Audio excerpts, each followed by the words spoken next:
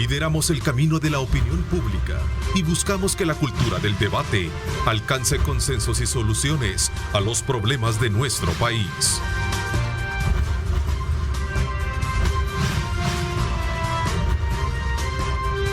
Diálogo con Ernesto López. Son las 6 de la mañana con 32 minutos, 6 de la mañana con 32 minutos. ¿Cómo están? Qué placer enorme compartir con ustedes también. A partir de este momento, desde luego, tomar el control para llevarles, como siempre, el análisis pertinente de temas importantes del país. Agradecemos a Osvaldo Ruiz y a todo el equipo de periodistas que han estado, desde luego, desde muy tempranas horas de la mañana, informándoles sobre el quehacer de nuestro país y el mundo entero. Así es que desde ya, bienvenidos en este día lunes 22 de marzo. Por cierto, este día se conmemora el Día Mundial del Agua, una fecha importante para hacer las reflexiones pertinentes, sobre todo cuando se trata de cuidar este vital líquido, y más aún cuando las estadísticas y todos aquellos aspectos que tienen que ver con el tratamiento del agua no dejan de predecir lo catastrófico que sería en los próximos años si no establecemos una política importante de cuidado y sobre todo también de conservación de todos aquellos mantos acuíferos que aún tenemos en nuestro país. Así es que desde ya, en el marco de esta conmemoración, es importante que este nuevo escenario legislativo conformado a partir de la configuración generada el 28 de febrero, es importante que tome en consideración la urgente necesidad de aprobar una ley de agua en el país. Es importante, óigase bien, por el hecho de que esto nos va a ayudar a mantener un buen marco regulatorio que nos permita de alguna manera establecer políticas más conservadoras sobre la necesidad de este vital líquido. Así es que desde ya, pues vaya para todas aquellas organizaciones que velan por el agua, pues nuestro saludo muy especial, y a todos y cada uno de nosotros a cuidar de nuestra agua. Bienvenidos. Esta mañana de día lunes queremos mostrarles a ustedes un estudio que describe factores relacionados con la salud mental de la población en el contexto del confinamiento que tuvimos a raíz de la pandemia del COVID-19. Esta mañana quiero darles a conocer este informe a partir de la Fundación Pro Educación de El Salvador, FUNPRES, que es una organización privada sin fines de lucro que trabaja para favorecer la inclusión social, laboral y educativa a través del diseño y desarrollo del sistema apoyo para las trayectorias psicosocioeducativas de las poblaciones más vulnerables. Saludo cordialmente a su directora, la licenciada Yolanda Elizabeth Castillo, directora técnica de la Fundación. Gracias por acompañarnos. Buenos días, bienvenida. Gracias, buenos días. Qué bueno que podamos compartir estos resultados que hemos obtenido a través de los 2 sondeos de opinión que se realizaron con la población salvadoreña. Qué bueno. También me acompaña el licenciado Fernando Mena Serrano. Él es investigador asociado a la Fundación. Gracias por acompañarnos, Fernando. Bienvenido. Buenos días. Y la verdad que estoy muy feliz de que el tema de salud mental se esté considerando en estos espacios, y esperamos que pueda ser de utilidad a la población los resultados para poder conocer cómo se encuentran en este aspecto. Ok, ambos son psicólogos de profesión. Ambos somos. Qué bueno. Pues ahí está planteada un poco la forma introductoria de lo que vamos a tener este día. Es importante, y sobre todo que al cumplimiento de 1 año y días de lo que fue este confinamiento, muchos sectores han expresado su preocupación, no solo por el impacto de la pandemia del COVID en las personas como este servidor, que desde luego el tema relacionado con estados de depresión, de ansiedad, son muy, presenciales. No digamos en la población también. Vamos a conocer desde luego mucho sobre este reporte, pero antes los invito a ustedes a que participen, @diálogo21, @Neto López Radio. Son las 2 cuentas en Twitter disponibles para que ustedes nos hagan llegar sus comentarios o sus preguntas a este informe importante que vamos a tener esta mañana con nuestros invitados. Antes comencemos hablando un poco qué es FUNPRES, porque es importante, es la primera vez que tengo la oportunidad de conversar con ustedes. Cuéntenos un poco de esta fundación. Claro, con gusto. Somos FUNPRES, la Fundación Pro Educación de El Salvador, quienes ya llevamos 30 años de estar colaborando con la población salvadoreña en 2 grandes áreas, el área educativa y el área de la salud mental. 30 años. 30 años en los que hemos incursionado desde el campo, desde el poder, también ahora con la investigación, ¿verdad? Poder proporcionar datos importantes que sirvan de guía y orientación para tomar las medidas que necesitemos, sobre todo ahora en este contexto tan importante. Trabajamos mucho con niñez, adolescencia, juventud, acompañado por supuesto de los madres, padres y cuidadores, ¿verdad? O tutores legales, tanto a nivel de instituciones educativas como también de la población en general. Ok, Fernando. Sí, en este contexto de la pandemia, donde estamos en una situación novedosa, en una situación que definitivamente impacta la salud mental, fue un presciente esta necesidad no solamente de intervenir, como lo fue el caso de muchas ONGs que ante esta crisis sintieron esa necesidad de intervenir, sino que también saber qué está sucediendo, y eso solamente puede hacerse a través de la ciencia, a través de los estudios científicos, y es en este contexto que nosotros realizamos estos sondeos de opinión. El primero realizado en mayo, y que es, en este sondeo de mayo se identificó síntomas de depresión, ansiedad y estrés, específicamente en personas jóvenes y en personas mujeres. Y luego este segundo sondeo de opinión realizado ya en el mes de octubre, que fue para ampliar esta información, donde también encontramos síntomas de depresión y ansiedad, específicamente en ciertos grupos, que son los que concluimos que son vulnerables a mayor sintomatología. Bueno, cabe resaltar que en el contexto de la pandemia, cuando nos golpeó fuertemente el mundo hace un año, una de las grandes preocupaciones que posterior a la atención que requería el tema de la enfermedad era precisamente las secuelas que habían. Yo recuerdo que en su momento y posterior a esto lo venían diciendo. Por ejemplo, el representante de la OMS, él hablaba precisamente sobre el doctor, el director de la OMS, él hablaba precisamente sobre la importancia que tenía. Ahí está la cita, bien, muchas gracias a nuestro equipo de producción. El doctor Tedros Adhanom decía, los efectos de la pandemia en la salud mental están siendo sumamente preocupantes. Y creo que desde allí comencemos a comprender mejor el énfasis del estudio de ustedes, preocupantes. Ya lo vamos a ir desglosando el resto de elementos que en su momento dice, para conocer de cerca, ya con láminas, el estudio que ustedes están presentando, licenciada. Sí, quizás también compartir con ustedes qué nos lleva a generar estos dos sondeos de opinión para poder conocer cómo se encontraba en mayo la población salvadoreña y luego en octubre, como bien nos compartía Fernando. Cuando se inicia la pandemia, cuando llega a nuestro país y nos mandan al confinamiento obligatorio, abrimos unos espacios desde la Fundación preocupados por cómo poder atender y poder orientar a la población salvadoreña en un área tan importante como es la salud mental. Entonces se crea un espacio denominado Psico-SOS. Este es un espacio en el que cualquier salvadoreño podía, por medios virtuales, solicitar una orientación o un espacio para poder hacer notar cómo se estaba sintiendo en ese momento, cuál era la sintomatología que iba apareciendo, y de acuerdo a la comunicación que tuvimos con más de 450 personas que en un espacio entre marzo y abril estuvieron en comunicación con nosotros, estuvimos acompañándoles con apoyo de orientación psicológica.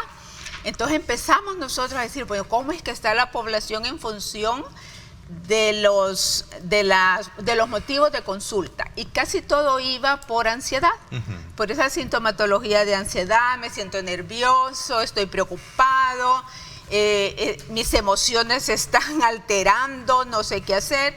Y eso nos llevó a, desde el área investigativa, buscando poder generar soluciones para la población salvadoreña, pero montado sobre resultados reales. Eso nos lleva a generar el primer sondeo, en donde participan 411 personas y ya se puede identificar sintomatología de depresión, ansiedad y problemas del sueño, un elemento sumamente importante.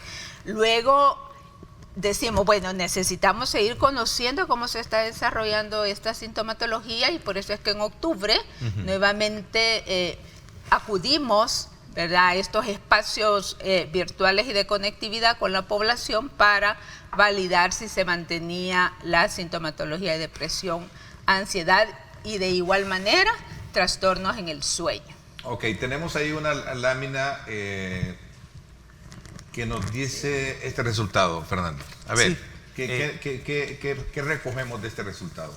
Introduciendo ya los resultados, un punto muy importante dentro de la pandemia por COVID-19 es no solamente el estado de salud mental actual, sino si este se ha visto deteriorado en comparación a antes, porque puede ser que algunas personas ya mostraban sintomatología antes de la pandemia y esta se ha mantenido o no mostraba ni ha empeorado. Entonces, en primer lugar preguntamos cómo consideraban su estado de salud mental en comparación con antes de la cuarentena.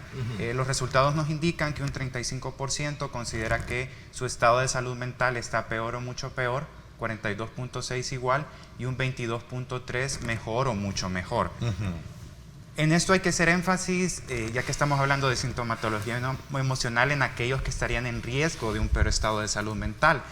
Y en este caso identificamos a 3 grupos, a las mujeres, a las personas jóvenes y a las personas que reportan síntomas de depresión y ansiedad. O sea, no solamente es que consideran subjetivamente que su estado de salud mental está peor, sino que objetivamente también presentan esta sintomatología de depresión y ansiedad. Entonces, todo esto es producto, Fernando, perdón, vamos a ir combinando algunas preguntas con el resultado de la investigación. Todo esto es producto del aislamiento social a la cual el ser humano no estaba acostumbrado, o no está acostumbrado, y mucho menos así tan sorpresivo con esta situación de hace un año, ¿cierto? Es una combinación de varios factores. Okay. En primer lugar, siempre podemos hablar de un estado de salud mental dentro del contexto de la pandemia. No podemos decir que la pandemia fue la causa, no podemos llegar a ese punto, sino que dentro del contexto de la pandemia, este es el estado de salud mental. Influyen muchos factores dependiendo del estadio de vida de la persona que respondió.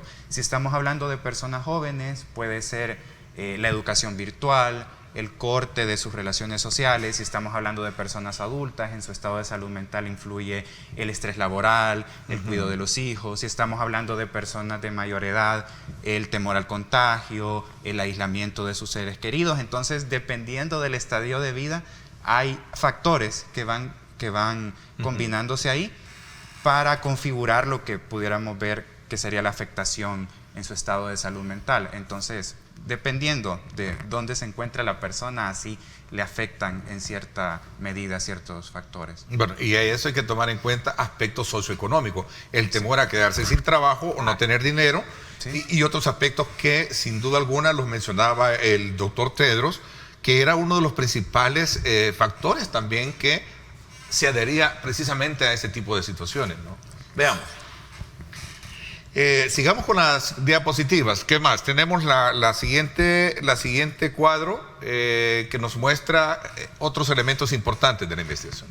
Claro, yo creo que aquí también es importante que hablemos del concepto crisis. Crisis, ok. Porque si bien es cierto, estamos notificados de que en Europa y en otros continentes se está hablando de pandemia, ¿verdad? Una cosa es que lo veamos de lejos, como decimos, y otra que ya estemos, así fue al principio, que ya estemos inmersos. Sí, como que no lo creíamos, ¿verdad? No, dicen que ya anda un virus, no va a llegar. Y se empezaron a tomar todas las medidas justamente, ¿verdad?, para proteger a la ciudadanía.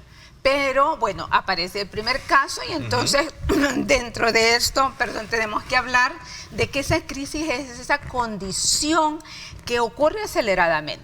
Entonces, al ocurrir aceleradamente, tenemos que hacer uso de lo que nosotros llamamos recursos personales, ¿verdad? Esas capacidades personales para enfrentarnos a una situación nueva, en donde, por supuesto, vamos a encontrar reacciones conductuales, reacciones emocionales, reacciones cognitivas, y eso va a afectar físicamente. Tanto que, y para que podamos ver los resultados que obtuvimos, es importante que también definamos qué se considera por depresión, porque estamos hablando de que hay niveles desde moderados hasta muy severos. Entonces, ¿qué es depresión? Depresión es ese estado de ánimo en el que es una emoción que se ve generalizada y persistente. Colorea. Es la diapositiva anterior, creo.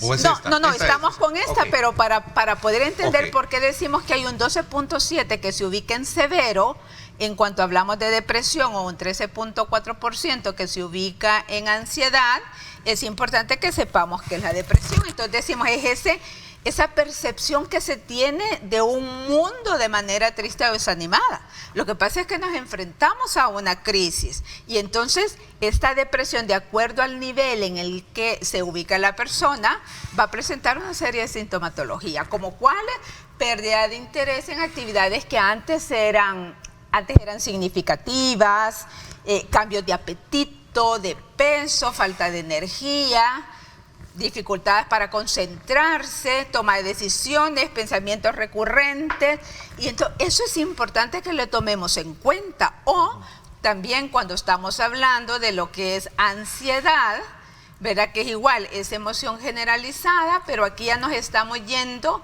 hacia la percepción que tiene la persona, ¿vale? Junto o frente al mundo, porque está anticipando de manera generalizada un daño hacia sí mismo, hacia el entorno, la familia, la sociedad. Entonces, claro, eso impacta, como bien decíamos, es posible que muchas personas ya tuvieran una serie de sintomatología de depresión, ansiedad, pero en el contexto pandemia, que es donde nosotros hacemos los sondeos, tenemos estos resultados. A ver, este cambio es significativo porque entiendo que hay un cuadro también que explica el estado mental en comparación con antes de la cuarentena, ¿sí? Sí, ese que mostramos en un inicio. En un inicio. ¿Cómo estábamos y cómo estamos ahora? Dos aspectos preocupantes. Claro. Sí. Pregunto, ¿se está haciendo algo para revertir o tratar esta situación hoy en día? Hay una serie de espacios a los que debemos de acudir de acuerdo a esa sintomatología. Yo por eso ponía en la línea cuál es la sintomatología que podemos sentir, cuáles son esos cambios de humor, Sí.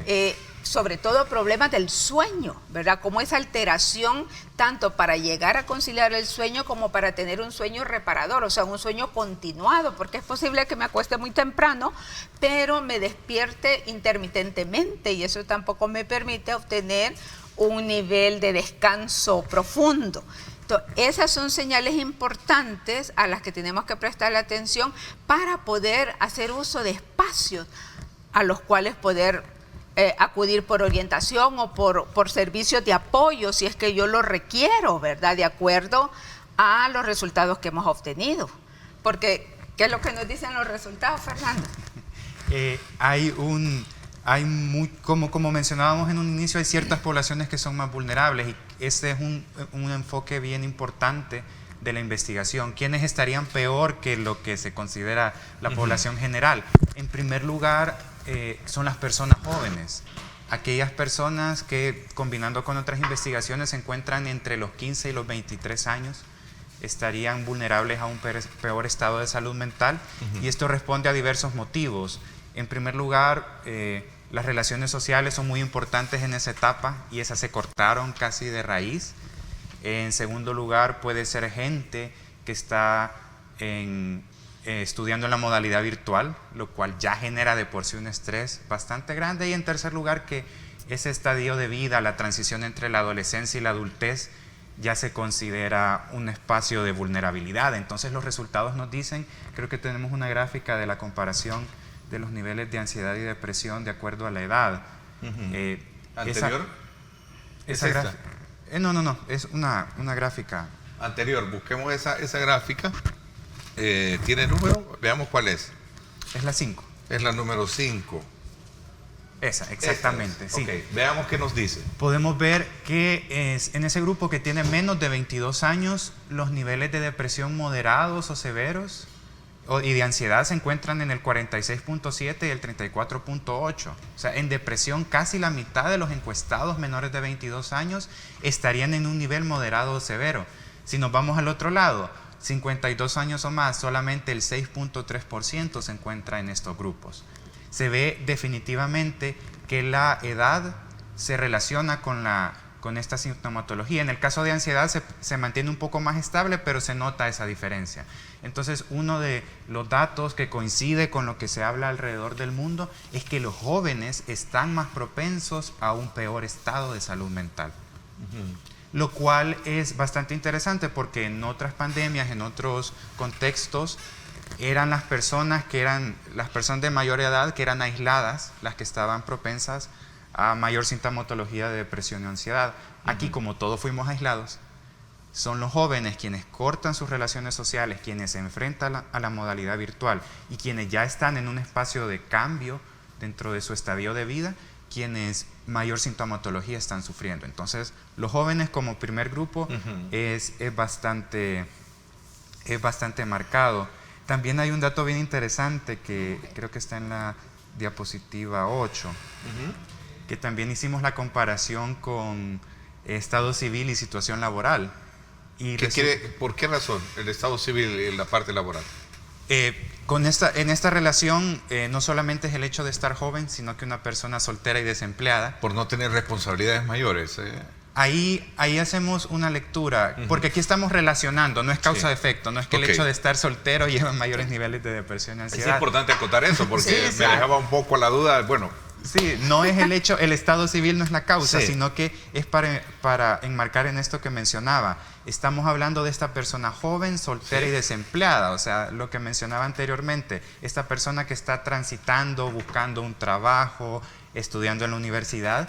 Y es bien curioso porque las personas de mayor edad, casadas y con trabajo, quienes tienen al cuidado a sus hijos, presentan menores niveles en comparación. Esto no significa que no haya afectación en estos grupos, sino que significa de que en comparación es un estado de salud mental más favorable. Porque ¿qué sucede? Las personas de mayor edad, casadas y con trabajo, probablemente su círculo social más significativo ya se haya convertido en las personas dentro de la casa. Entonces, ese efecto en el cortar relaciones sociales no fue tan grande como las personas que están saliendo de la adolescencia y entrando a la adultez joven. ¿Licenciada? Sí, vemos la lámina que ustedes habían colocado de la OPS, que me parece súper importante. Una de las recomendaciones que nos está dando la OPS es: continuemos con las rutinas, mantengamos las rutinas. Parece que es la otra que teníamos, donde estaban unos gráficos, ¿sí? Veamos, esa es, exactamente. Dice, la situación de COVID es un momento estresante, por eso yo hablaba y apuntaba lo importante que es el concepto crisis, o sea, ¿qué es crisis para mí? Sumémosle además, si uno de mis familiares o personas significativas se ve contagiado por el virus, pero así es que no ha habido una pérdida ya a raíz de la misma enfermedad. Entonces, la OPS nos indica es que es un momento estresante para todos, y aquí sí, esto es para todos, ¿verdad? La diferencia está en cómo yo mantengo desde mi entorno personal, social y familiar, esa rutina familiar que es la segunda recomendación. Y por eso Fernando decía, persona soltera, desempleada, joven, que su deseo es relaciones sociales, salir, está avanzando en la búsqueda, ¿verdad?, de cómo va a ser dinámico, efectivo, económicamente activo, y otros, en comparación con los que ya tienen una vida más estructurada. Entonces, cuando nos manda a mantener una rutina, mientras sigues practicando el distanciamiento, ¿para qué? Para sentirte más tranquilo y en más control. Es que eso es bien importante. Si nosotros sentimos que perdemos el descontrol, que perdemos el control de la situación, por supuesto que eso nos va a poner en un estado de ansiedad. Porque la salud mental es esa capacidad que yo tengo para verme capacitada para afrontar las situaciones de los retos que me pone la vida. Pero esta pandemia nos agarró a todos. De una forma en la que no estábamos preparados ni para poder entender o comprender realmente un impacto de esa envergadura. Sí, por eso yo hacía la pregunta al inicio. y esto lo conversaba, creo que también con otros homólogos de ustedes, médicos en el área de psiquiatría, y decían, es que el ser humano de por sí es una persona que no está precisamente acostumbrada al encierro. Sí, sí, claro. ¿Verdad? Y eso de entrada fue para todos algo impactante. Yo recuerdo, y mi productor no me puede dejar mentir, que cuando salíamos de trabajar, nosotros, porque sí teníamos la autorización por ser medios de comunicación, era, perdón el término, deprimente ver las calles a las 7 de la noche solas. Sola, claro. O sea, para mí eso fue impactante. No sé si desde allí comienzo a describir verdaderamente lo que significó ese impacto para todos. Y por eso, porque se vuelve un entorno desconocido, un entorno al que no habíamos enfrentado en ningún momento a ese nivel tan generalizado. Entonces eso nos lleva a que se genere cognitivamente un desequilibrio, conductas desadaptativas, una dificultad para continuar con esas rutinas no solo familiares, sino que sociales, laborales y otros, ¿verdad? Bueno, y se reflejó también con aspectos que tienen que ver con agresiones, ¿verdad? Que me gustaría un poco comprender ese fenómeno explosivo que se generó. Hubo preocupación de maltrato, de violencia, en fin, de muchos otros factores que provocaron cierta preocupación también por instituciones a raíz de ese tipo de encierro. Voy a hacer una pausa comercial. Seguimos un poco analizando esto. ¿Cómo saber si tengo problemas de ansiedad y depresión? En este caso, ustedes como psicólogos también me darán respuesta. La pandemia hoy en día está siendo tratada, y regreso de nuevo a la pregunta que yo les hacía. Ustedes, desde el punto de vista de la especialidad y del tratamiento de este tipo de investigaciones, se está trabajando para poder atender el problema de salud mental hoy en día, porque poco he escuchado yo hablar del tema de tratamiento de salud mental. Aquí estamos atendiendo todavía la pandemia. Viene ya un nuevo lote de vacunas, ¿verdad? Y esto creo que es parte de lo que se está haciendo hoy en día como una agenda prioritaria, ¿no?, para poder atender la pandemia. Vamos a hablar de esto cuando regresemos. Gracias por estar con nosotros. Toque de queda en Miami Beach por aglomeraciones. Esto fue tremendo el día de ayer. No sé si ustedes tuvieron la oportunidad, porque también es latente esta situación del confinamiento, ¿no? Italia lo tiene, creo que otros países también. Suecia hubo grandes problemas precisamente por este tema de toque de queda.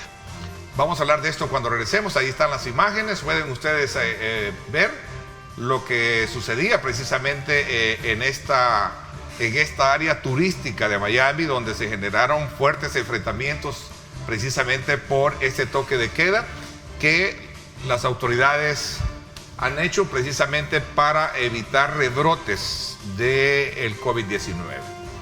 Gracias a Dios en el país creo que la tendencia de casos va hacia la baja o se mantiene. No hay, decía el ministro de Salud, en la cual se descarta un rebrote en casos de coronavirus. A la vía estima que la cantidad de contagios siguen en disminución, anuncia llegada del lote de vacunas donadas por la OPS también. Así es que, así están las cosas. 7:01. Gracias por estar con nosotros. A propósito, los invito para que también sintonicen hoy a las 7 de la noche en directo con Ernesto López Radio. Radio Fuego 107.7 tiene también un análisis pertinente sobre la situación del país y particularmente la cadena que el presidente de la República dio a conocer realizó el día de ayer, en la que dio a conocer varios aspectos elementales para el análisis político. Hoy, un análisis de cada uno de los elementos que él logró dar a conocer a las 7 de la noche con Juan Maldonado.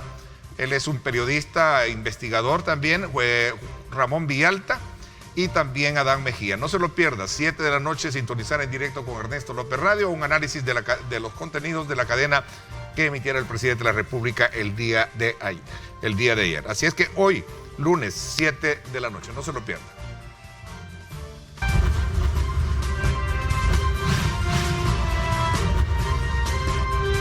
Diálogo con Ernesto López. Estás viendo Diálogo con Ernesto López.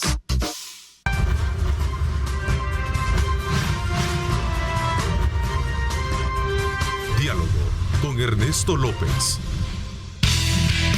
No hay camino ni reto capaz de frenarnos. Econoparts, siempre las mejores marcas. Econoparts presenta.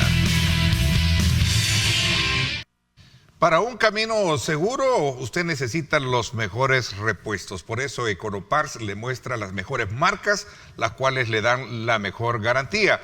Vámonos a propósito para conocer el estado de la circulación vehicular en la capital, al sector de la Boulevard La Constitución. Usted puede apreciar a esta hora de la mañana cómo está el tráfico para desplazarse o no por esta zona.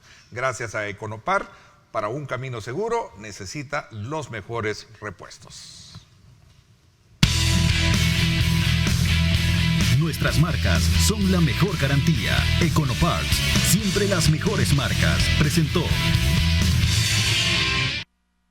Gracias nuevamente por estar con nosotros. Continuamos conversando en esta primera parte del programa con la licenciada Yolanda Elizabeth Castillo, directora de la Fundación Pro Educación de El Salvador, y por supuesto también con el licenciado Fernando Mena Serrano, que es investigador asociado a esta fundación FUNPRES.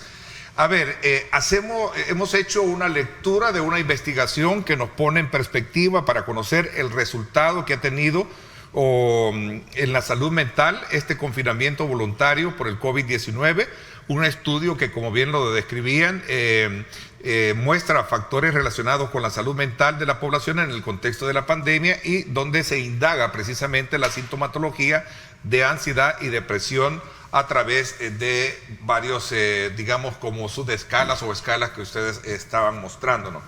A ver, dejé planteada una pregunta. ¿Cómo saber si yo tengo problemas de ansiedad o de depresión? Porque, como lo decíamos anteriormente, esto nos sorprendió a propios y extraños. Creíamos que la pandemia en su momento ahí andaba en otros países y a nosotros no nos llegaría. A ver, licenciada. Hablábamos de que cuando estamos frente a la presencia de sintomatología de ansiedad, lo que tenemos nosotros que reconocer es si han habido alteraciones emocionales en nuestra forma habitual de ser. Si hay cambio, como dije antes, en el apetito, en los problemas de sueño, también si ha habido alteraciones en el control emocional, si ahora pareciera que me irrito más fácil o que pierdo el control. Igualmente, si hablamos de ansiedad, si hay algún malestar en cuanto a opresión en el pecho, palpitaciones, sensaciones de atragantamiento y otros. Esa es sintomatología que nos lleva a definir que puede estarse presentando niveles de ansiedad que ya sobrepasan las capacidades que yo pueda tener para controlarla. Porque nosotros en el estudio veíamos, de acuerdo a los resultados que la población nos compartió, la población que participó, que a mayor puntaje en ansiedad también se presentaban mayores dificultades del sueño. Claro, si no dormimos convenientemente, eso va a impactar, por supuesto, el cómo nos enfrentamos a esta situación en la que está. Igualmente, hay mayor alteración del sueño y por lo tanto hay mayor necesidad de ayuda. Pero hay un dato bien importante. Las personas que abrieron espacios o que pudieron tener espacios virtuales o no virtuales con otras personas significativas como la familia, como amigos, y quizás por eso viene la línea del que ya tiene un hogar establecido con familia y demás, donde pueda compartir sus emociones positivas o negativas, igualmente cómo compartir el encierro, cómo buscar acciones que me ayuden a sobrellevar ese encierro. Eso hizo que, de acuerdo a las respuestas, presentaran puntajes más bajos en ansiedad. En depresión, ¿qué es lo que sucede? En depresión no vamos hacia esos síntomas corporales de angustia, de palpitaciones, de malestares torácicos, sino que vamos más por tristeza. Vamos más por tristeza, pero igualmente un elemento clave es la falta o la interrupción en el sueño.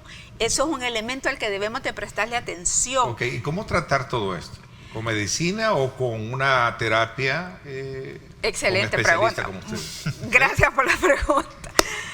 diferentes acciones y quizás compartir algunas de las acciones que también nuestros colaboradores en los sondeos nos hicieron llegar en sus respuestas cuando hubo mayor actividades de distracción dentro de casa y con otros en esos entornos, pero digo virtuales seguramente, o dentro de casa, como música, oír música, conversar, meditar, bailar, hacer ejercicio físico y otros, los puntajes de depresión y de ansiedad fueron más bajos. Fueron más controlados. Eso quiere decir que hacía acciones, lo que nosotros le llamamos como acciones de autocuidado. Seguir rutinas y acciones de autocuidado. Las personas que tuvieron menos contacto, que compartieron sus emociones positivas o negativas, ellos presentaron niveles más altos tanto en depresión como en ansiedad. Entonces, ¿a qué nos lleva esto? Que es importante utilizar esos recursos que tenemos con nuestros entornos. Eso se llaman acciones de autocuidado, pero también hay técnicas de autocuidado. Y hay que buscar auxilio profesional también, ¿no? Sí, vamos a los niveles. Siento yo que no tengo control, por eso todos los días, la frecuencia, quizás hay 3 términos importantes que me gustaría dejar, que es la frecuencia de esa conducta, la intensidad de la conducta y la duración de la conducta. Nosotros le hemos denominado #feed. ¿Por qué? Porque si antes la duración era minutos, segundos, pero ahora resulta que parece que ando de mal humor todo el tiempo. Y ya no solo lo noto yo, o quizás yo no me he dado cuenta, pero la familia, los otros con los que me relaciono me están diciendo, mira, tú has cambiado, ahora todo te incomoda, te molesta, te está costando mucho concentrarte, por ejemplo, ser productivo. Entonces, eso es importante, ¿verdad? Porque eso nos llevaría a darnos cuenta si necesitamos un apoyo profesional, ¿verdad? Porque si ya me sobrepasa, si ya esa capacidad que yo determino que tengo me está sobrepasando, no estoy siendo productivo, no estoy haciendo contribuciones a mis entornos, siento que hay cierta desadaptación, falta de concentración, busquemos ayuda profesional. Es un punto elemental. A ver, como especialistas ustedes, y siendo concurrentes a tratar este problema, ¿ven que existen espacios o existe un interés por atender a esta población? Porque creo que todos estamos con problemas de esta naturaleza, ¿no? Por parte de las autoridades. ¿Hay algún programa que ustedes vean que se está generando precisamente o promoviendo para atender a la población que tiene problemas de afectación? Estamos a las puertas de abrir las escuelas. Muchos padres de familia también tienen el temor de mandar a sus hijos. Es un estrés el que genera no solo el hecho de la dinámica en la que entró la educación, sino que también este otro elemento que tiene que ver con la presencia de sus hijos nuevamente en los colegios. Fernando. A raíz de eso, en primer lugar, es necesario conocer primero el dato de cómo está la situación para luego tomar acciones al respecto. Nos decía el estudio, el 40%, 2 de cada 5 consideran que van a necesitar atención para sobrellevar estas situaciones relacionadas con depresión y ansiedad. Entonces, siempre consideramos que el primer paso es conocer la situación para luego tratar de apoyar a la población. Al respecto de eso, el tema de salud mental históricamente ha sido un tema que no se le ha dado tanta importancia, como la salud física. Tuvo que pasar una situación de crisis para que ya se reconociera en el público en general que esta era una situación apropiada. Dentro del apoyo de varias organizaciones, dentro de varias instancias, se ha tratado de paliar estos efectos, pero definitivamente es necesaria mayor intervención y es necesario que, resulta que fue en un momento de crisis, pero que este momento de crisis nos sirva para darle la importancia a la salud mental como lo haríamos a la salud física. ¿Se le está dando la importancia para tratar estos temas por parte de las autoridades? Concretamente la pregunta. ¿Ven programas ustedes de esta naturaleza? No. Creo que el primer acercamiento al tema ha sido la prueba socioemocional en Avanzo. donde por primera vez se indagaron síntomas de ansiedad y depresión en los bachilleres. Entonces, por lo menos tenemos ahí el primer acercamiento a tratar de ver este tema. O sea, en el sentido probo de la palabra, ¿está siendo tratado el tema, el impacto en la salud mental hoy en día? ¿Lo ven ustedes? ¿Piensan? Creo que estamos todavía dándonos cuenta los niveles en cómo está siendo impactada la población salvadoreña, tanto niñez, juventud como adultos, ¿verdad? Hablábamos de padres, madres y otros preocupados por el regreso a clase, pero se están montando planes de cuidado, de bioseguridad para poder atender a la población desde los centros educativos. Docentes, equipos docentes, bueno, todo el equipo docente trabajando para generar esos planes que puedan realmente no solo garantizar o paliar y colaborar en las medidas, sino también para brindar las orientaciones a los adultos responsables, ¿verdad? Y que esos datos que tenemos que se van minimizando en cuanto al contagio, pues continúen, se mantengan o continúen a la baja. Entonces hay áreas en las que estamos trabajando. Nosotros desde FUNPRES también igual hemos abierto espacios para que la población pueda llamar, pueda buscar orientación y si es necesario, después de esa orientación, pues continuar con una atención psicológica especializada. Ok, interesante. Yo quiero agradecerles de manera muy particular el que me hayan permitido abrir la semana con un tema que, como bien lo decían ustedes al inicio, esto es el resultado que hemos tenido de todo el efecto per se de la pandemia del COVID-19 y que todavía está generando, porque esto no ha terminado. Por eso poníamos el ejemplo clave de cómo hay rebrotes, ¿verdad? Y todavía entra el temor a que esto pueda ser un factor también de confinamiento para países como el nuestro. Creo que la tendencia de casos nos lleva a no hablar de eso porque lo decía el ministro Alaví, de que era de alguna manera pues se descartaba un rebrote de casos de coronavirus, pues, pero siempre hay que seguir manteniendo el distanciamiento social, importante de ello. Y por supuesto que esto nos sirva para poder ilustrar, orientar a la población de la necesidad de estar observando el comportamiento de sus hijos y de sus familias para poder de alguna manera buscar el auxilio profesional si este es necesario. Así es que yo les agradezco a ambos y los felicito.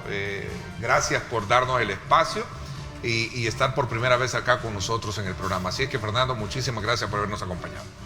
Bueno, gracias por estar acá, gracias por darnos este espacio para compartir los resultados y al final creo que lo que ha estado en la mesa aquí es que la salud mental importa.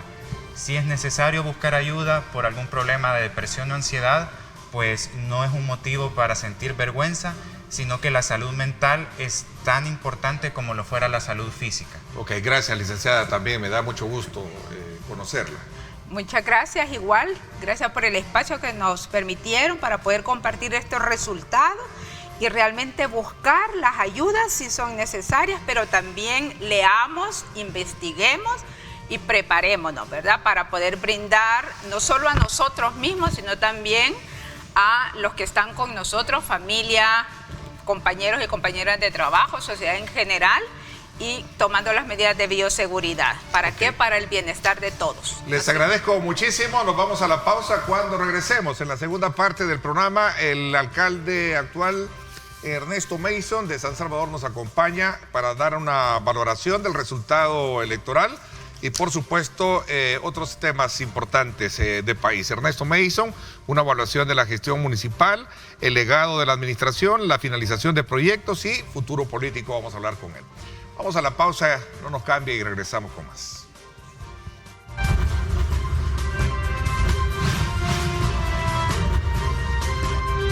Diálogo con Ernesto López.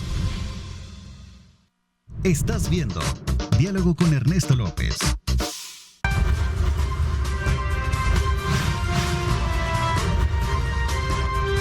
Diálogo con Ernesto López. No hay camino ni reto capaz de frenarnos. Econoparts, siempre las mejores marcas. Econoparts presenta Bueno, gracias. Recuerde usted que para un camino seguro necesita los mejores repuestos. Por eso Econoparts te muestra las mejores marcas con la mejor garantía. Vámonos hasta el sector del Boulevard del Ejército para que usted vea a esta hora cómo está el tráfico. Hay fluidez vehicular. Por tanto, es esta imagen que nos muestra las condiciones favorables para que usted transite por esta zona, gracias a un camino seguro, por lo cual usted necesita los mejores repuestos y que se los ofrece Econoparts con las mejores marcas y la mejor garantía. Nuestras marcas son la mejor garantía. Econoparts, siempre las mejores marcas. Presentó.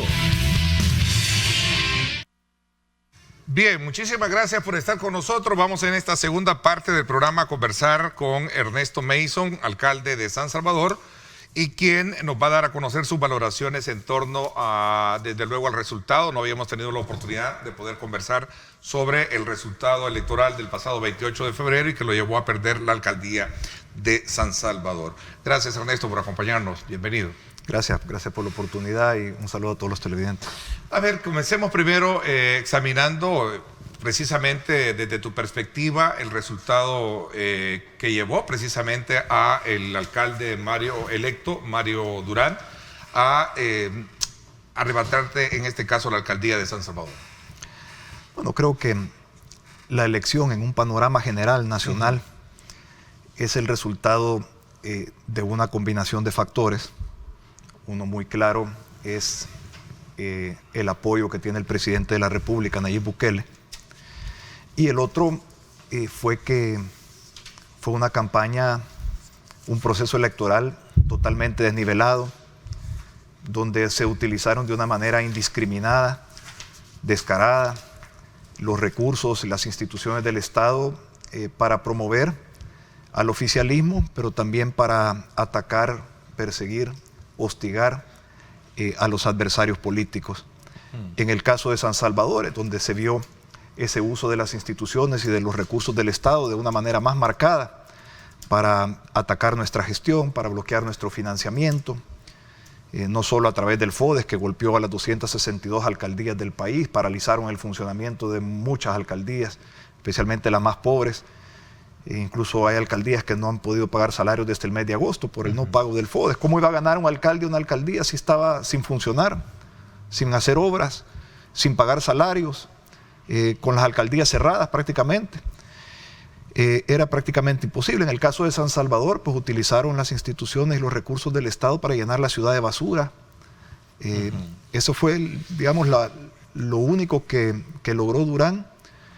Con éxito fue atacar y dañar nuestra gestión, pasando por dañar a la gente de San Salvador.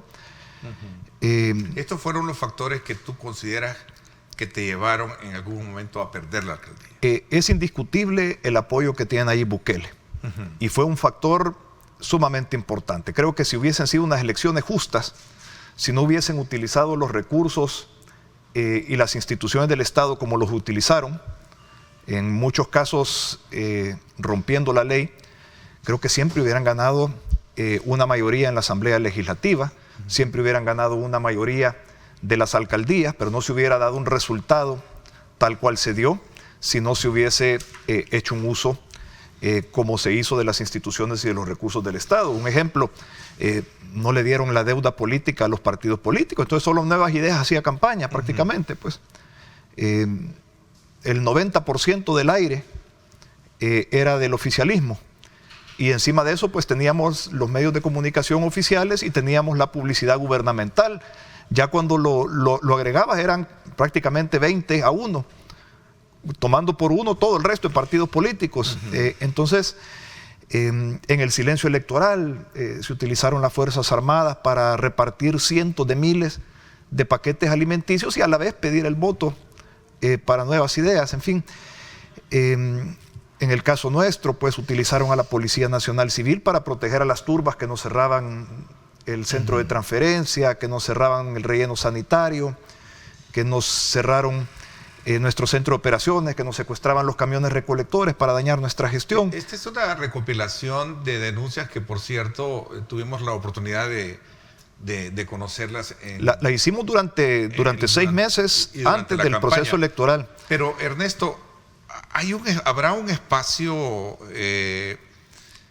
digamos que para verlo en introspectiva, la derrota, y para reconocer algunos errores que a lo mejor se cometieron? Por supuesto, yo creo que hay un desgaste de los partidos políticos tradicionales que es el resultado de los gravísimos errores que se han cometido. ¿Tu relación con el partido en algún momento no pudo ser también otro factor adhesivo a esta situación? Lo digo porque en algún momento muchos, en el silencio de los corridos en tu partido, de alguna manera criticaban algunas posturas en las cuales tú te adherías precisamente al presidente de la República. Incluso parte de tu campaña era saludarlo, estar con el presidente. ¿No? ¿Sí? Parte de nuestra campaña era trasladar el que nosotros siempre pusimos por delante a la gente, por delante de la ciudad y por delante al país. Hicimos una gestión. ¿A la par del presidente, Neto? Y sí, trabajando con el presidente en aquellas cosas que fueran beneficiosas para el país, apoyando al gobierno, incluso en contra de mi partido, en muchas cosas que yo no compartía con el partido, especialmente en medio de la pandemia. ¿Estabas consciente que eso no le gustaba mucho a mucha gente dentro de tu partido? Sin duda, no le gustaba. Así como no le gustaba en el partido que criticara. Yo vengo varios años criticando la reforma de estatutaria absurda que realizó mi partido, siendo el único partido político en el mundo que le prohíbe a quienes tienen cargos de elección popular optar a cargos en la dirigencia y viceversa. Es absurdo, totalmente absurdo, ridículo. Pero no la impusieron. Gente que luego fue a fundar otro partido político, que dicho sea de paso también fracasó, y ahí han permanecido en el partido. El partido no ha querido cambiar. El partido hizo unas elecciones internas donde iban 84 candidatos compitiendo por 84 puestos para diputados, donde básicamente no había competencia, pero sí me permitieron competencia aquí en la alcaldía de San Salvador, a mí en las internas, por un candidato que era puesto por un ministro del gobierno, que solo se dedicó durante 2 meses a atacar nuestra gestión, a criticarme, a atacarme, y eso lo permitió el partido. Le pedimos al partido también ir en una coalición ciudadana que nos permitiera compartir por una bandera de un movimiento ciudadano y no con la bandera del partido. No nos lo permitieron. Nos bloquearon en la asignación de fondos para la pandemia, estableciendo un criterio totalmente injusto para San Salvador y para los municipios más grandes, donde al municipio más golpeado en términos de salud, en términos de vidas, en términos económicos y en términos sociales de todo el país, le asignaron apenas $14 por habitante, cuando municipios que no tenían ninguna incidencia les asignaron más de $700 por habitante. Porque quienes negociaron eso en nombre de mi partido, lo negociaron por intereses personales y no por intereses de país. Entonces, eso yo critiqué muchísimo al partido. He tenido la solvencia porque lo he venido haciendo con respeto, con el ánimo de que el partido cambie, con el ánimo que el partido se reforme, y le vine diciendo esto. Es más, le fui a decir a la dirigencia del partido hace casi un año: yo no quiero que Arena saque 15 diputados y que ustedes sean la dirigencia que lleve a Arena a sacar 15 diputados, pero si siguen haciendo las cosas como las están haciendo, eso es lo que va a pasar. Precisamente eso pasó, ni siquiera los 15 llegaron. Entonces, sí, ha sido frustrante, y creo que mucho de lo que pasó también es culpa del desgaste de los partidos políticos, que no han cambiado, que no han conectado con la población como deberían conectar, y que se percibe que no representan a las grandes mayorías de salvadoreños, sino a grupos de interés o a pequeños grupos de poder, y eso les va a pasar factura. Una vez teniendo estos resultados que como partido, que como asamblea, desde luego han tenido, ¿qué viene por delante, Ernesto? ¿Qué anoche, no sé, me imagino que estuviste atento a la cadena que dio el presidente de la República, donde entre otras cosas dejaba entrever de que el mandato que a él la población le ha dado es gobernar para beneficio de la población y no negociar, ni creo que esa fue la palabra, perdón si no fue esa, con Arena ni con el FMLN. Que ese fue el mensaje, ¿no? Mira, ciertamente... No hacer tratos, creo que así, algo así, ¿no? Ciertamente, Nayib tiene mucha popularidad y tiene mucha aceptación. la tiene él, no la tienen los que fueron electos a la Asamblea Legislativa y a las alcaldías. Pero creo que comete un error en no tomar en cuenta a los diferentes actores y sectores de la sociedad y dentro de ellos el resto de partidos políticos. Si bien es cierto, obtuvo una gran victoria electoral, eso fue producto también en buena parte de que se usaron los recursos y las instituciones del Estado para fines políticos como nunca se habían hecho, que se bloquearon a las gestiones de los 262 alcaldes del país, que se bloqueó financiamiento utilizando al Ministerio de Hacienda, utilizando a la Superintendencia del Sistema Financiero. Pero eso casi siempre se ha dado así. Más que en otros tiempos, seguramente, pero siempre ha sido así, Ernesto. No de esta manera, Ernesto. Por eso te digo, más que... Sí.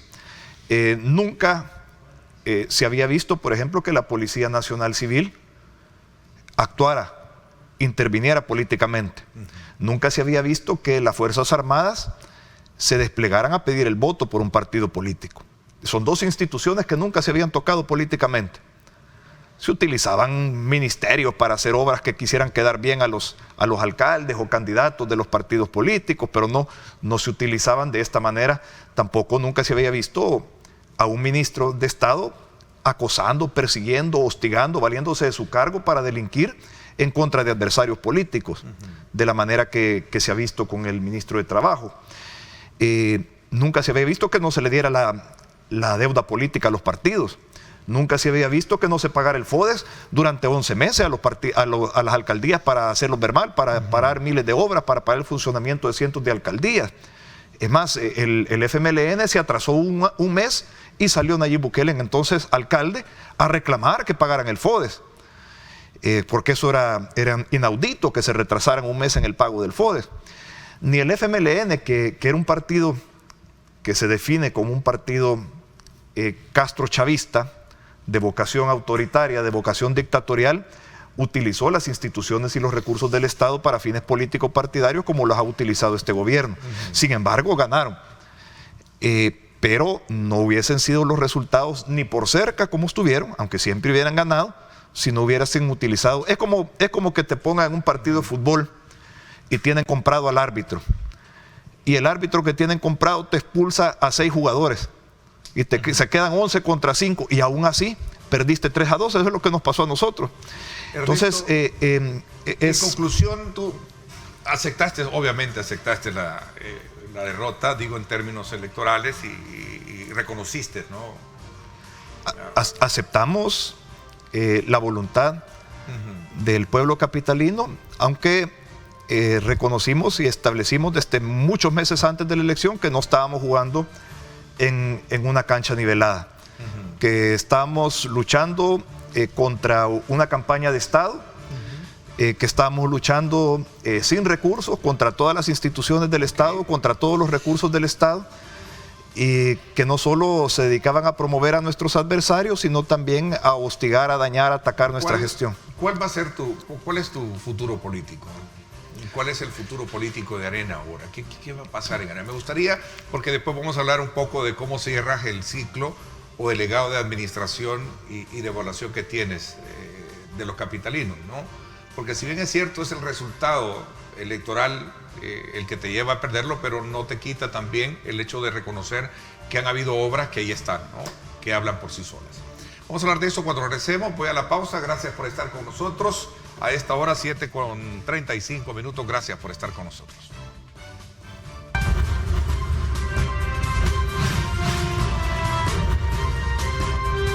Diálogo con Ernesto López.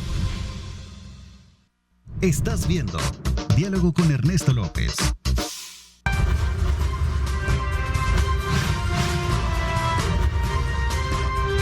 Diálogo con Ernesto López. Bueno, gracias nuevamente por estar con nosotros. Ernesto, a partir de estos resultados, ¿cuál es el futuro político que marca a tu partido y te marca a ti? Sobre todo siendo, desde luego, un dirigente, un alcalde que administras y estás por cerrar ese ciclo de una de las, digamos, operaciones consideradas como la corona de los partidos políticos, de la política, para lanzar una candidatura presidencial. ¿Cuál es tu futuro político? Bueno, yo en primer lugar, en cuanto a Arena, no puedo opinar ¿No piensas, sobre cuál será el futuro de Arena. Pero no piensas acercarte a Arena a ver qué. Yo creo que eso dependerá de los que han venido tomando las decisiones en el partido. Creo que mucha de la factura que le ha caído a Arena ha sido porque gente desconectada, gente desfasada, gente que persigue intereses particulares y no los intereses del país y de las mayorías, ha venido incidiendo mucho en la toma de decisiones del partido, y eso lo ha llevado al partido a la derrota electoral del 2019 y a la derrota electoral pasada, que fue mucho peor, a la del 2019.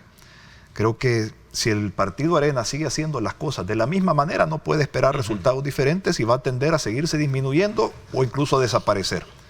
Si Arena cambia, que hasta ahorita, hay que decirlo, no se ha visto una señal de que se esté buscando hacer una catarsis o hacer un autoanálisis y hacer los cambios que se necesitan hacer para refundarse, reformarse y volver a hacer una opción en el 2024. ¿No estará demasiado prematuro?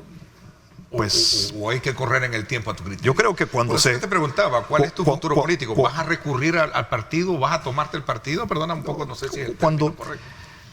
Después de la derrota electoral del 2019, yo propuse que se formara un equipo de transición, donde estuvieran varios de los liderazgos más importantes de los diferentes grupos que hay dentro del partido, o que había en ese entonces dentro del partido. Al final no se hizo nada. No se hizo nada y bueno, aquí están los resultados. Yo creo que algo similar es lo que debería de estarse liderando en este momento en quienes están ahí en la toma de decisiones. Hasta ahorita no hemos visto ninguna señal. Esperaría que lo hagan porque creo que el país sí necesita de partidos fuertes, de una pluralidad partidaria que en este momento está en peligro de que no exista y que se vuelva un país. ¿Qué pasos tienen? Porque si recogemos el resultado de la votación electoral, es contundente el apoyo que tiene el presidente. Es más, anoche en su intervención en cadena recalcaba de que el mandato que la población le ha dado es hacer lo que le tiene que hacer por el bien del país, y en este caso es hacer de manera vertical lo que... ¿Verdad? Sin tomar en cuenta, como dijo él. Hay que tomar en cuenta también que si vas a una elección donde solo vos haces campaña, de acuerdo, donde utilizas todo el dinero y todas las instituciones del Estado para tu campaña, pues muy probablemente se van a dar resultados como los que se dieron, aunque las elecciones sean libres. Pero si no dejas que nadie más haga oposición y si utilizas todos los recursos de las instituciones del Estado para fines políticos, pues sí, así pasa en Nicaragua también. En Nicaragua el oficialismo gana todo porque es el único partido que compite prácticamente, el único que hace publicidad, el único que hace campaña, y por eso se ganan todo. Eso es el riesgo de lo que ocurre aquí en El Salvador, porque siento yo que un retroceso institucional y democrático ha habido y es grave, y lo ven con muchísima preocupación. La gente con la que uno habla de diferentes países amigos democráticos y de diferentes instituciones democráticas nacionales e internacionales, que ven con muchísima preocupación lo que ocurrió en este país y la forma en la que se dieron los resultados electorales. En cuanto a nuestro futuro, nosotros nos sentimos muy satisfechos por la gestión que hemos hecho. Nos vamos de la alcaldía de San Salvador con una aprobación de más del 80% de los capitalinos en nuestra gestión. Nos vamos dejando grandes legados como el proyecto de Smart City, Defensa Capital, el Parque Cuscatlán, la biblioteca digital de la satélite, el mercado Ula Ula, 2 mercados más que por bloqueos del gobierno pues no pudieron entregarse en esta gestión. Muchas cosas que hubiésemos podido hacer, proyectos FODES como el hospital municipal, el corredor urbano que no se pudo terminar por falta de los fondos del FODES y por bloqueos de financiamiento, con más de 700 canchas que hemos... O sea, hay un legado innegable en esto. Pero nos sentimos muy... ¿termina tu carrera política, Ernesto? Yo en este momento yo no vivo de la política, Neto. Yo vivo del sector privado, siempre he vivido del sector privado. Soy agricultor, soy empresario. Claro. Ahora pues, tendré mucho más tiempo para dedicarle a mi familia, a mi esposa, a mis negocios. Pero siempre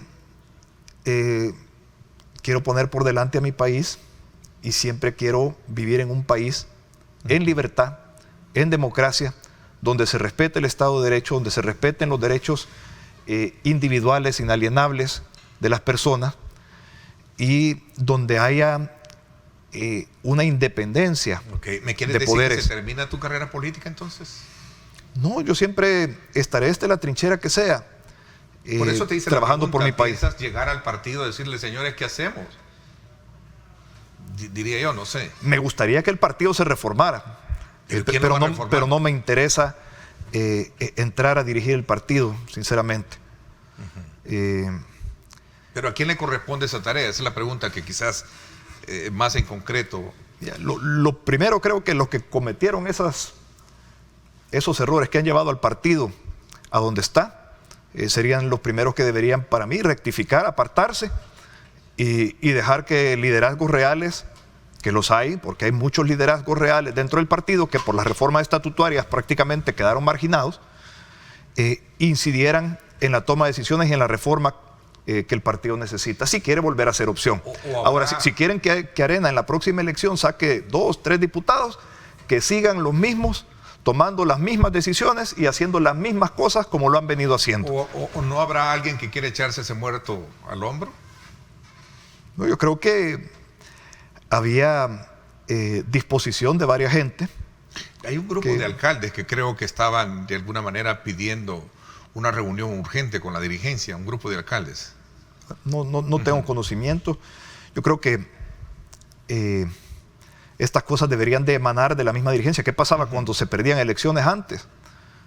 Se hacía una gira nacional, se involucraban a diferentes actores dentro del partido, diferentes liderazgos dentro del partido, se hacía un diagnóstico y en base a ese diagnóstico pues se hacían los cambios y las reformas que se necesitaban.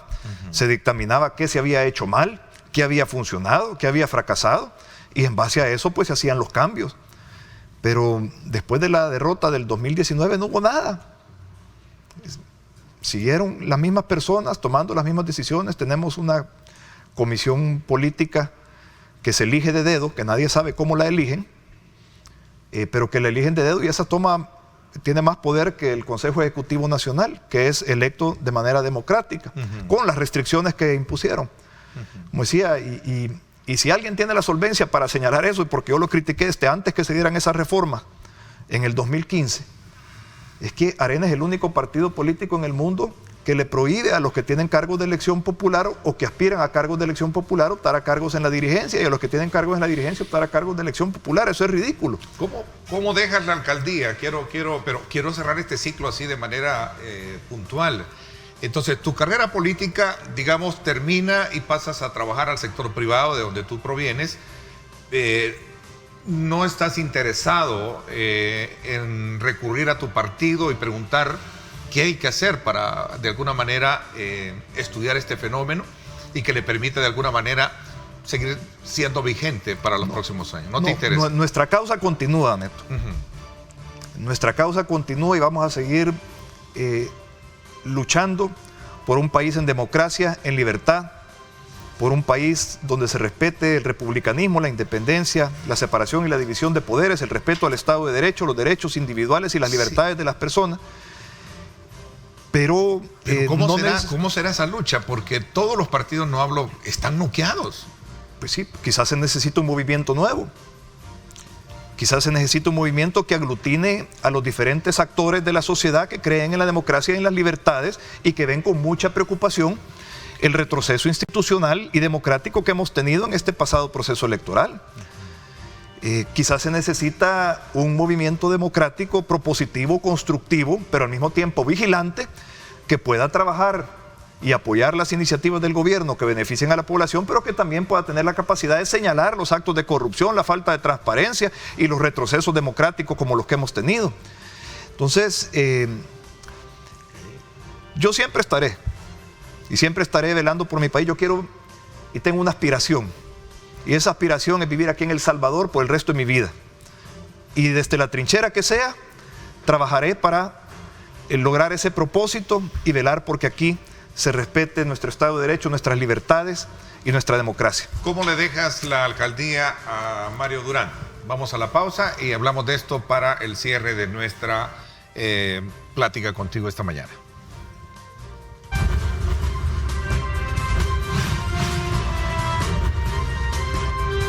Diálogo con Ernesto López. Estás viendo Diálogo con Ernesto López.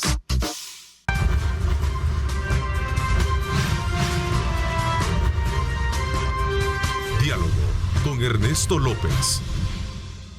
Gracias nuevamente por estar con nosotros, Ernesto. Me llama mucho la atención el énfasis con la cual tú me dices esta mañana que es necesario, si es necesario, el surgimiento de un nuevo movimiento que verdaderamente sustituya al Partido Arena. Yo no lo veo como algo que sustituya al Partido Arena. Yo creo que Arena puede volver a ser vigente si se reforma, si se refunda y si cambia lo que ha venido haciendo mal y se replantea como un partido de oposición diferente a lo que ha venido haciendo. También si abre espacios de esa gente que quiere aferrarse a esos cargos, que están desfasados, que están desconectados, que están ahí para representar grupos de interés y no a las grandes mayorías, si esa gente se logran apartar y dar espacios a gente joven, a gente con vocación de servicio, a gente que lo que quiere es construir país. Contigo lo hablábamos extra cámara de que este predominio al interior de tu partido está hecho a base de personas que en algún momento están desconectados, creo que es la palabra que tú ocupabas, que están desconectados con la realidad que pasa aquí, en la urbe, en la calle, y no precisamente en una lancha allá en Coatepeque o en el mar, donde a lo mejor las preguntas que se le hacen es a sus empleados y no al pueblo. Creo que son unas dos variables importantes que identificar en este análisis que estamos haciendo, ¿no? Yo creo que mucha gente que ha participado en toma de decisiones, reformas estatutarias, ¿sí? O de evitar cambios necesarios en el partido, son gente que está desfasada o desconectada. Y gente que es puesta de dedo, que no tiene ningún mérito para llegar a ocupar un cargo en una dirigencia de un partido político. ¿Cómo se va a lograr apartar a esas personas y tomar liderazgos nuevos, conectados con la población, como tú lo dices? Yo creo que cada quien que quiera participar, está bueno que participe y que juegue un rol. Pero creo que la mejor forma no es apartar liderazgos tu rol tradicionales, sino diluirlos. No lo desmereces, son 65,000 votos lo que tienes de San Salvador, ¿no? Sí. Dejas un legado de obras que ya anteriormente tú me lo mencionabas. Pero, bueno, creo que fui el único candidato a alcalde que le permitieron meter una competencia dentro del partido, porque mucha gente dentro del partido, de esos que están ahí, enquistados, desfasados, desconectados, querían que nosotros perdiéramos. De hecho, los principales ataques, antes de que entráramos en las campañas, los recibía desde adentro del partido. Entonces, ahorita estamos cosechando los frutos de estas pésimas decisiones que se cometieron a lo largo de los últimos 4 o 5 años, que nos han pasado una gran factura en Arena. ¿Cómo dejas la alcaldía en términos financieros? Una de las primeras intervenciones que se escucha decir en una transición de esta naturaleza es que el ganador lo primero que hace es decir vamos a hacer una auditoría para ver realmente qué es lo que está pasando o qué es lo que ha pasado con el manejo de los fondos en la alcaldía. ¿Qué piensas al respecto? Bueno, la alcaldía tiene su auditoría interna, tiene su auditoría externa y además tiene las auditorías que realiza la Corte de Cuentas de la República. Es decir, tenemos 3 auditorías, él puede hacer las auditorías adicionales que quiera. Y nos sentimos bastante solventes con la transparencia que se han manejado los recursos de la alcaldía. Nos ha tocado el periodo más difícil en la historia de la alcaldía de San Salvador, con un año de pandemia que nos botó los ingresos en 22%, el 2020 con relación al 2019, con los bloqueos sistemáticos de parte del gobierno, que 3 financiamientos, uno de 6,5 millones para enfrentar la pandemia, una emisión de bonos de $32 millones y otro de $5.8 millones para pagar unas obligaciones atrasadas que teníamos en la municipalidad por la baja de ingresos. Los 3 fueron aprobados por nuestro Consejo Municipal, pero no nos permitieron desembolsarlos porque hubo amenazas de un ministro hacia los bancos, que si nos desembolsaban, pues iba a acusar a los bancos, les iba a hacer marchas, les iba a hacer manifestaciones, etc.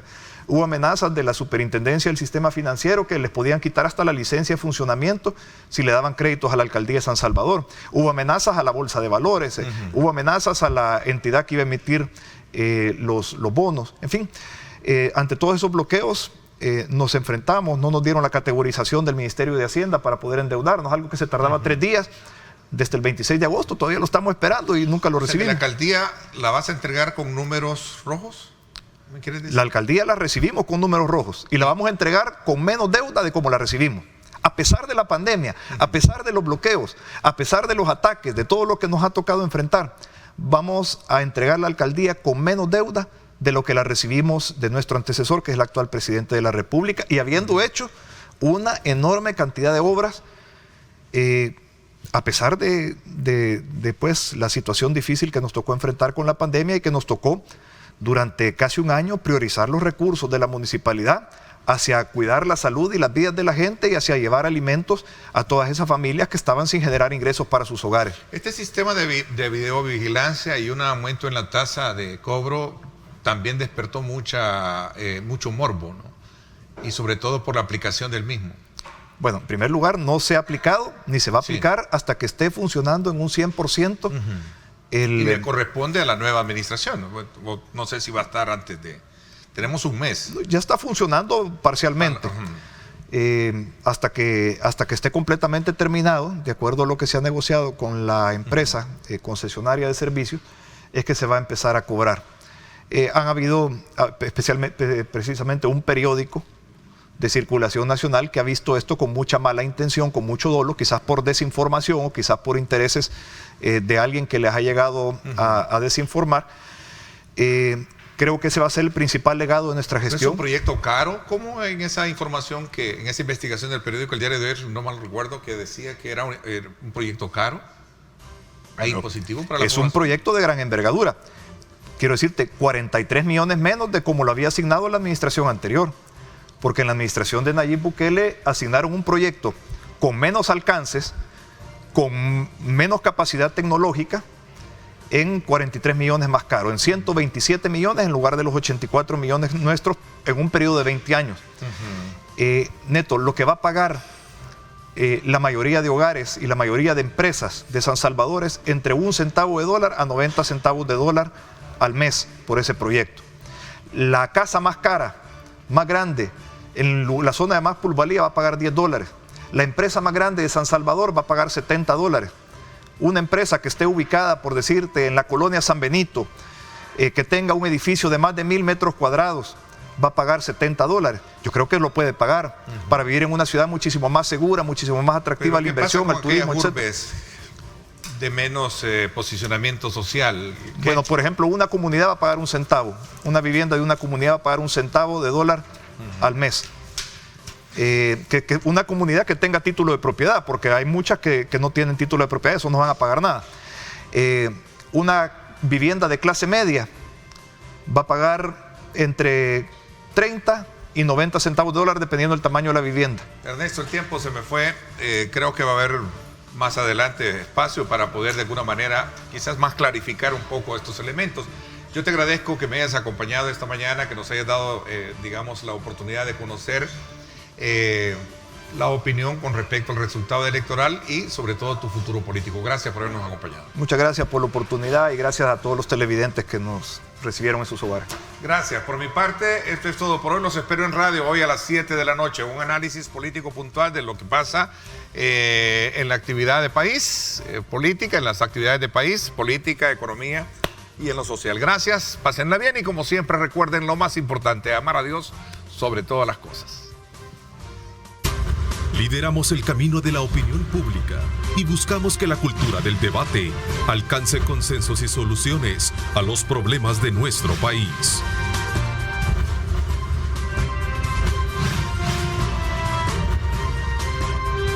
Diálogo con Ernesto López.